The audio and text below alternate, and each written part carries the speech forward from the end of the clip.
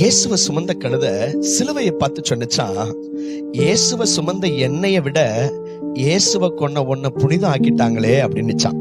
இதை கேட்டோன்னே சிலுவை கழுதையை பார்த்து சொல்லிச்சான், அவருக்கு கிடைத்த வஸ்திர விருப்பு உனக்கும் கிடைச்சிச்சு, அவருக்கு கிடைச்ச முதன்மையான இடம் உனக்கும் கிடைச்சிச்சு, அவருக்கு கிடைச்ச மதிப்பு மரியாதை உனக்கும் கிடைச்சிச்சு.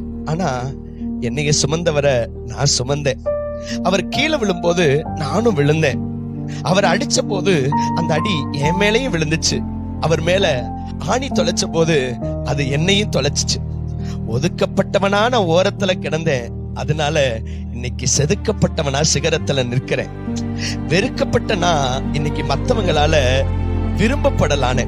புறக்கணிக்கப்பட்டனா இன்னைக்கு நான் புனிதமா நிக்கிறேன்.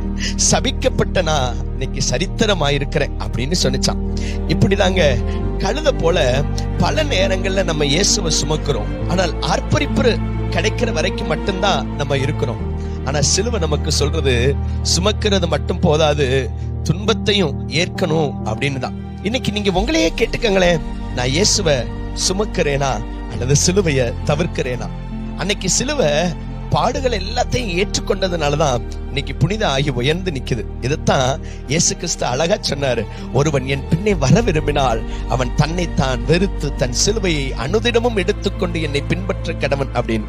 நீங்க சிலுவையை ஏற்றுக்கொண்டீங்கன்னா புறக்கணிக்கப்பட்ட வாழ்க்கை புனிதமா மாறும், சபிக்கப்பட்ட வாழ்க்கை ஆசீர்வாதமா மாறும், சாதாரண வாழ்க்கை சாட்சியா மாறும். ஆண்டவரை பார்த்து சொல்லுங்க, அப்பா நான் சுகத்தை மட்டும் அல்ல சிலுவையும் ஏற்றுக்கிறேன்னு சொல்லுங்க.